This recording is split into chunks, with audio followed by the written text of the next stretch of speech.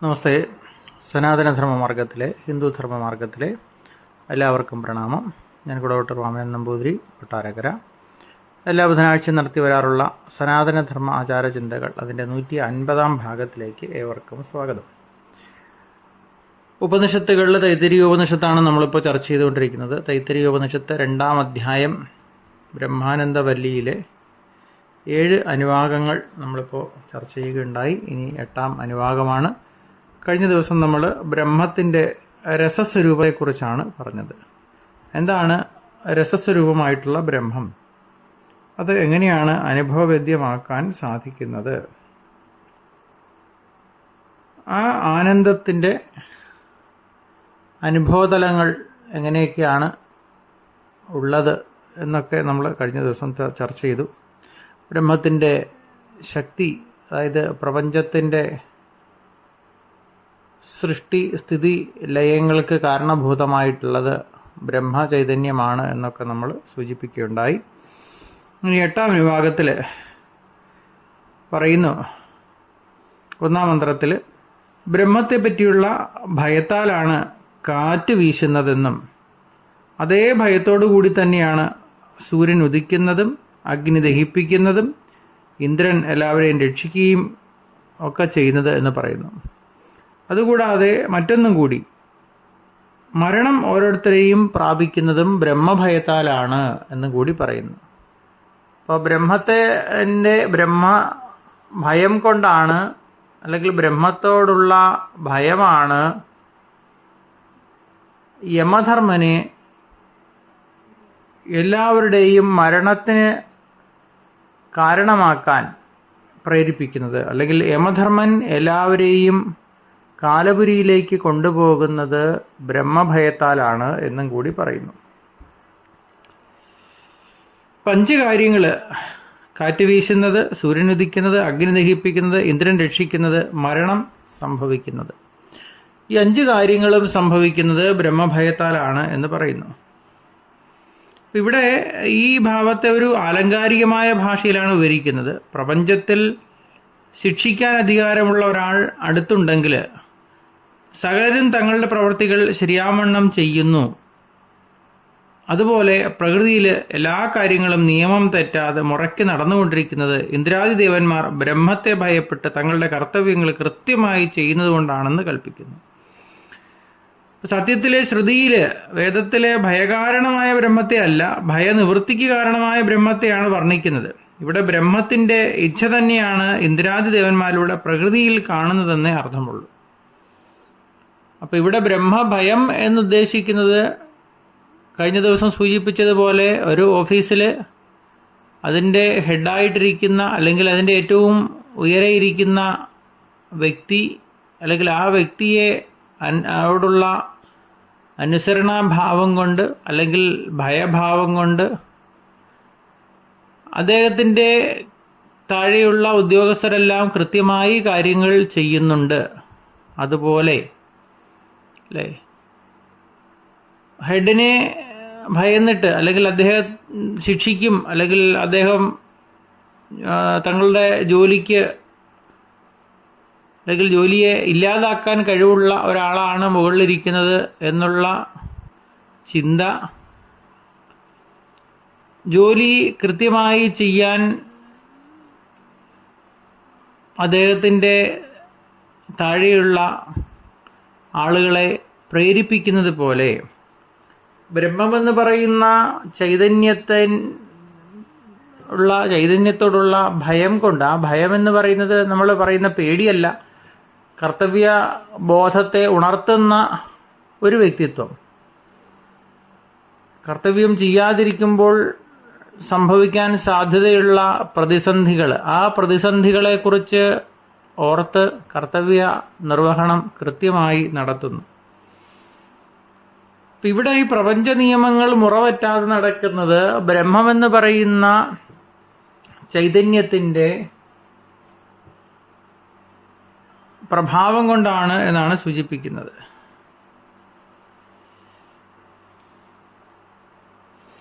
രണ്ടാം മന്ത്രത്തിലെ ആനന്ദത്തെ പറ്റിയുള്ള വിചാരമാണ് നടക്കുന്നത്.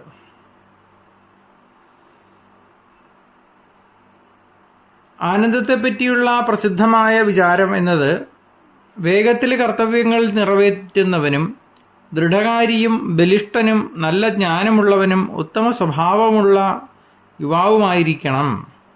അവന് ധാരാളം സമ്പത്തും ഭൂമിയും ഉണ്ടായിരിക്കണം. ഇതെല്ലാം ഉണ്ടെങ്കിൽ തീർച്ചയായും വർദ്ധിച്ച ആനന്ദമുണ്ടാകുന്നതാണ് എന്ന് 2ാം മന്ത്രത്തിൽ പറയുന്നു.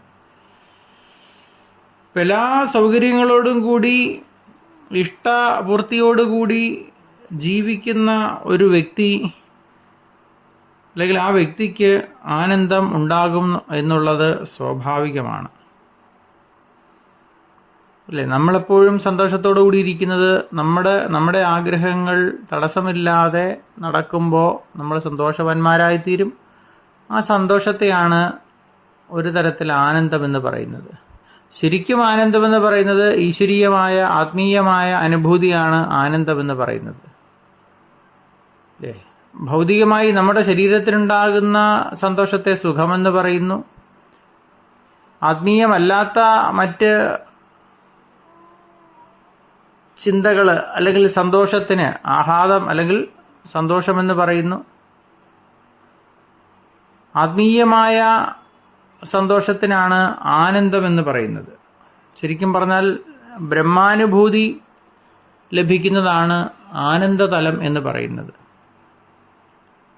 ഈശ്വര സാക്ഷാത്കാരം അനുഭവവേദ്യമാകുമ്പോഴുണ്ടാകുന്ന ബുദ്ധിക്കുണ്ടാകുന്ന സന്തോഷം, ആ സന്തോഷമാണ് ആനന്ദം. മറ്റേത് മനസ്സിനുണ്ടാകുന്നത് ആഹ്ലാദമാണ്. ശരീരത്തിനുണ്ടാകുന്നത് സുഖം, മനസ്സിനുണ്ടാകുന്നത് ആഹ്ലാദം, ബുദ്ധിക്കുണ്ടാകുന്നത് ആനന്ദം. ആത്മീയത എന്ന് പറയുന്നത് ബൗദ്ധികമായൊരു തലമാണ്. ആ ബുദ്ധിക്കുണ്ടാകുന്ന സന്തോഷത്തിനാണ് ആനന്ദം എന്ന് പറയുന്നത്. ബുദ്ധിപരമായ ആനന്ദം, ഈശ്വരീയമായ ആനന്ദം. അതുകൊണ്ടാണ് സന്യാസിമാരുടെ പേരിനോടൊക്കെ ചേർത്ത് പലപ്പോഴും ആനന്ദം എന്നുള്ള പേര് അവരുടെ പേരിനോട് ചേർത്തിടാറുള്ളത്.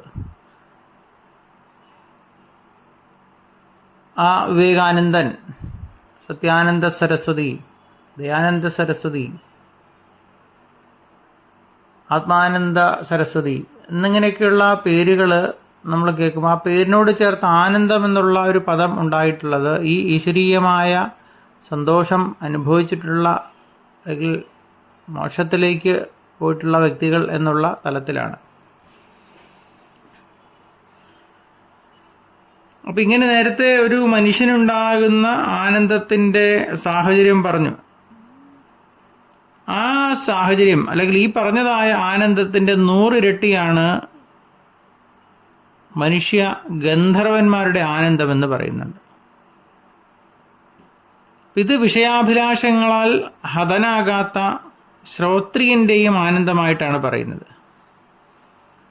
മനുഷ്യഗന്ധർവന്മാരുടെ ആനന്ദത്തിന്റെ 100 ഇരട്ടിയാണ് ഗന്ധർവന്മാർക്കുണ്ടാകുന്ന ആനന്ദം എന്ന് പറയുന്നത്. അത് വിഷയാഭിലാഷങ്ങളാൽ ഹതനാകാത്ത ശ്രോത്രിയന്റെയും ആനന്ദമാണ് എന്ന് പറയുന്നു.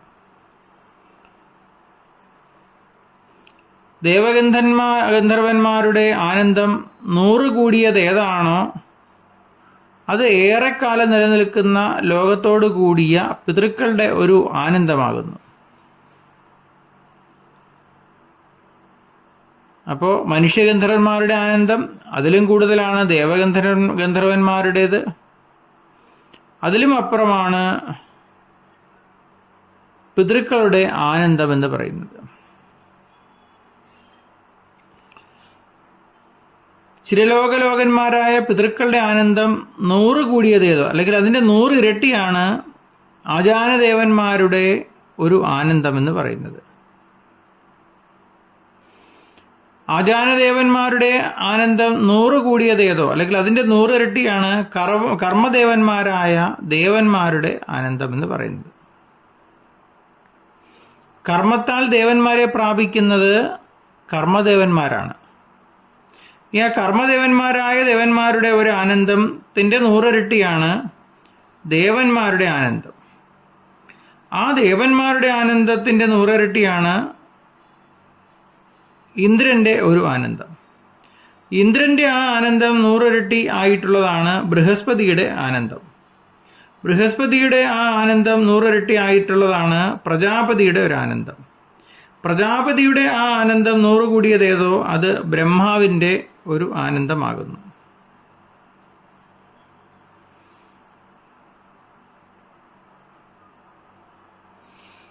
ഇവിടെ ബ്രഹ്മാനന്ദത്തിൻ്റെ ഏറ്റവും ഉയർന്ന തലമാണ് അവസാനം സൂചിപ്പിച്ചത്, ബ്രഹ്മാവിൻ്റെ ആനന്ദം.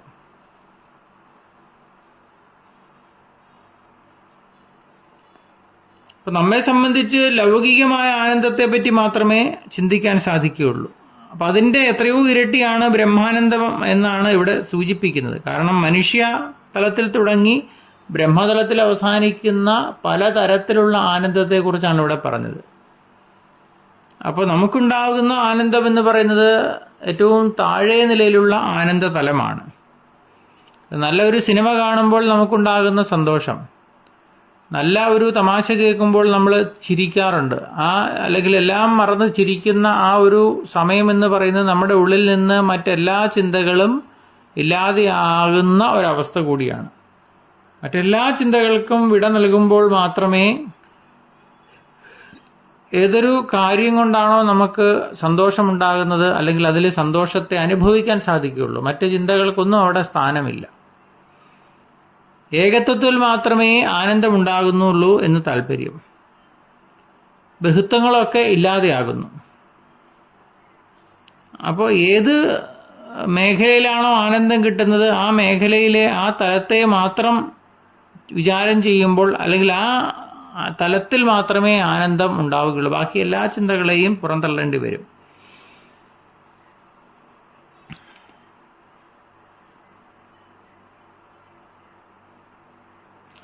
ലൗകികവും ആധ്യാത്മികവുമായ സാധനകളുടെ തികവ് കൊണ്ടുണ്ടാകുന്നതാണെങ്കിലും വിഷയഭോഗങ്ങളിൽ നിന്ന് അനുഭവപ്പെടുന്ന ആനന്ദത്തിൻ്റെ പരമാവസ്ഥയാണ് ഒരു മാനുഷിക അല്ലെങ്കിൽ മാനുഷ ആനന്ദമായി പറയുന്നത്.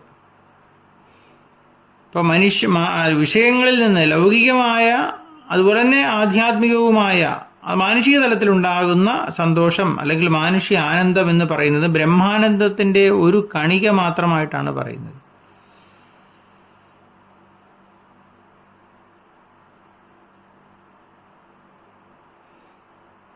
അപ്പം ഇങ്ങനെ ആനന്ദത്തിൻ്റെ വിവിധ തലങ്ങളെക്കുറിച്ച് ഇവിടെ സൂചിപ്പിക്കുന്നുണ്ട്.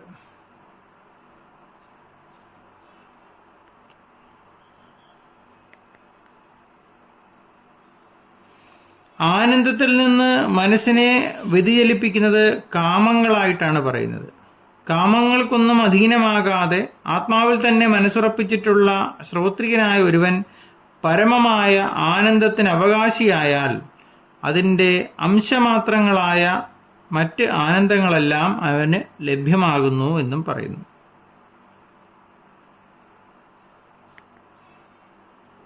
ആനന്ദത്തിൻ്റെ വിവിധങ്ങളായ തലങ്ങളാണ് ഇവിടെ സൂചിപ്പിക്കുന്നത്. ഏറ്റവും താഴെ തുടങ്ങി ഏറ്റവും ഉയർന്ന ബ്രഹ്മാനന്ദ തലത്തോളം വ്യാപിച്ചു കിടക്കുന്ന ആനന്ദത്തിൻ്റെ വിവിധ തലങ്ങളെ ഇവിടെ സൂചിപ്പിക്കുന്നു.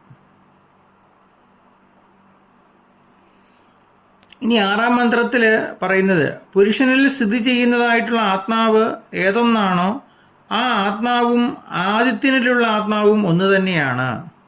ഇപ്രകാരം ആരാണോ അറിയുന്നത് ഈ ലോകത്തിൽ നിന്നും പിന്തിരിഞ്ഞിട്ട് അന്നമയമായിരിക്കുന്ന ആത്മാവിനെയും പ്രാണമയമായിരിക്കുന്ന ആത്മാവിനെയും മനോമയമായ ആത്മാവിനെയും ഉപസംക്രമിക്കുന്നത്.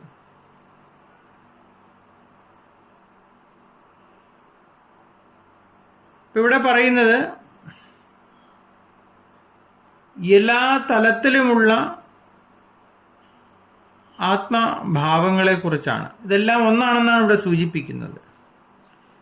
ആത്മഭാവത്തിന് വ്യത്യാസമില്ല, പല തലത്തിൽ അത് അനുഭവവേദ്യമാകുന്നു എങ്കിലും അതാണ് ഇവിടെ നേരത്തെ സൂചിപ്പിച്ചത് പുരുഷനിൽ സ്ഥിതി ചെയ്യുന്ന ആത്മാവും ആദിത്യനിലുള്ള ആത്മാവും ഒന്ന് തന്നെയാണ് എന്ന്. നമ്മൾ മുൻപ് സൂചിപ്പിച്ചു സൂര്യനാണ് പ്രപഞ്ചത്തിൻ്റെ കേന്ദ്രബിന്ദു എന്ന്. സൂര്യനിലുണ്ടാകുന്ന ചെറു ചലനങ്ങൾ നമ്മളിലും ചലനങ്ങളുണ്ടാക്കും. അതുതന്നെയാണ് ഇവിടെ സൂചിപ്പിക്കുന്നതിൻ്റെ താല്പര്യം. ഈ പ്രപഞ്ചത്തിലെ പുരുഷനിൽ കാണുന്ന ആത്മാവും ദൂരെ ആദിത്യനിൽ കാണുന്ന ആത്മാവും ഒന്ന് തന്നെയാണ്. കാലദേശാധികൃതമായോ ഉപാധികൃതമായോ ഉള്ള വ്യത്യാസങ്ങളൊന്നും ആത്മാവിനെ ബാധിക്കുന്നില്ല എന്ന് പറയുന്നു. ആത്മാവിന് കാലവ്യത്യാസമോ ദേശവ്യത്യാസമോ ഉപാധി വ്യത്യാസമോ ഒന്നും തന്നെ ഇല്ല എന്നാണ് പറഞ്ഞത്. ആത്മഭാവം എന്ന് പറയുന്നത് ആത്മഭാവം മാത്രമാണ്. അതിന് ബാഹ്യമായി ബാഹ്യലോകവുമായി യാതൊരു ബന്ധവുമില്ല. ആത്മതലത്തിൽ എല്ലാം ഒന്ന് തന്നെയാണെന്നാണ് സൂചിപ്പിക്കുന്നത്.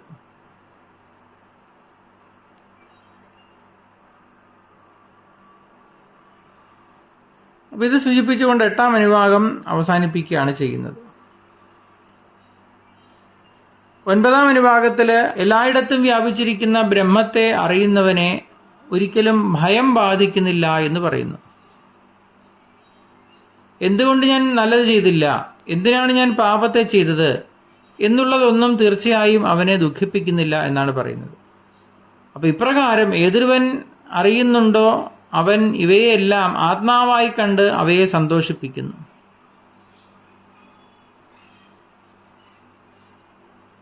അപ്പോൾ ബ്രഹ്മാനുഭൂതി ലഭിക്കുന്ന ഒരുവൻ ഭയത്തിനതീതനായി തീരുന്നു എന്ന് താല്പര്യം. കാരണം ബ്രഹ്മം എല്ലാത്തിനും അഭയസ്ഥാനമാണ്. ആ അഭയസ്ഥാനത്തെത്തുന്ന ഒരു വ്യക്തിക്ക് ഭയം എന്ന് പറയുന്നത് ഇല്ലാത്ത ഒന്നാണ് എന്നാണ് പറഞ്ഞത്.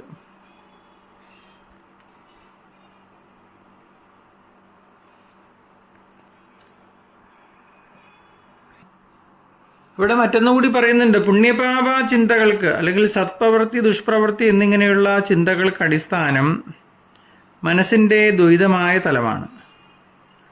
അല്ലെങ്കിൽ ആത്മാനന്ദ തലത്തിന്, ബ്രഹ്മാനന്ദ തലത്തിൽ ഈ ദ്വൈതം ഇല്ല, അദ്വൈതം മാത്രമേ ഉള്ളൂ എന്നാണ് പറയുന്നത്. അവൻ പുണ്യത്തെയോ പാപത്തെയോ ആത്മഭാവത്തെ അറിഞ്ഞവൻ അല്ലെങ്കിൽ അങ്ങനെയുള്ള വ്യക്തിക്ക് പുണ്യപാപങ്ങൾ ബാധകമാകുന്നില്ല. അതായത് ജ്ഞാനിയെ സംബന്ധിച്ച് അദ്ദേഹം വിധി നിഷേധങ്ങൾക്ക് അതീതവനാണ് എന്ന് പറയുന്നു.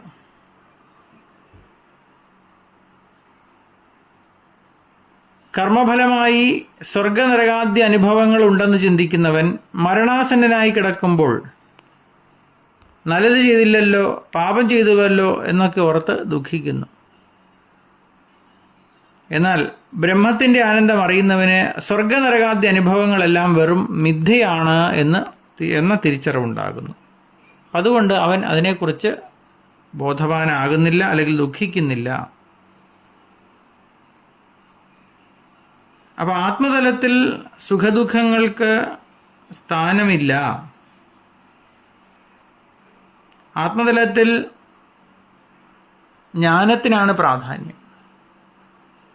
ആ അറിവ് എന്ന് പറയുന്നത് ആനന്ദസ്വരൂപമാണ്. ആ അറിവിന് ആനന്ദത്തെയാണ്, അറിവ് കൊണ്ടുണ്ടാകുന്ന ആനന്ദത്തെയാണ് ബ്രഹ്മാനന്ദമായിട്ട് പറയുന്നത്. ആ ബ്രഹ്മാനന്ദമാണ് മോക്ഷം എന്ന് ഉപനിഷത്ത് സൂചിപ്പിക്കുന്നത്. അപ്പോൾ ഈ വല്ലിയില് ശ്രേഷ്ഠമായ ബ്രഹ്മവിദ്യയെ പറ്റിയാണ് അവസാനം സൂചിപ്പിക്കുന്നത്.